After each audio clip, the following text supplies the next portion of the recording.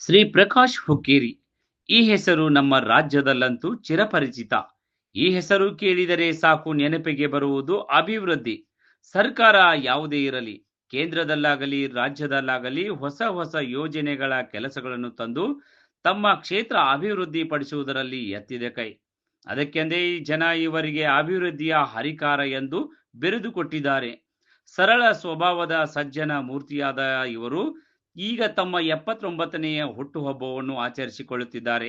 ಹೀಗಾಗಿಯೇ ಸದಾ ಬಡವರ ಸೇವೆ ಮಾಡಲು ಆ ದೇವರು ಇವರಿಗೆ ಇನ್ನೂ ಹೆಚ್ಚಿನ ಆಯುಷ್ಯ ಆರೋಗ್ಯ ಕೊಟ್ಟು ಕಾಪಾಡಲಿ ಅಂತ ಶುಭ ಹಾರೈಸುತ್ತೇವೆ. ಶುಭ ಕೋರುವವರು ಹಂಡೆನ್ವಾಡಿ ಗ್ರಾಮದ ಅವರ ಕಟ್ಟ ಅಭಿಮಾನಿಯಾದ ಹಾಲಿ ಪಿಕೆಪಿಎಸ್ ಅಧ್ಯಕ್ಷರು ಹಾಗೂ ಮಾಜಿ ಗ್ರಾಮ ಪಂಚಾಯಿತಿ ಸದಸ್ಯರೂ ಆದ ಲಕ್ಷ್ಮಣ್ ಜಿಗನ್ ಹಾಗೂ ಕಾಂಗ್ರೆಸ್ ಕಾರ್ಯಕರ್ತರು, ಹಂಡೆನ್ವಾಡಿ ಗ್ರಾಮಸ್ಥರು.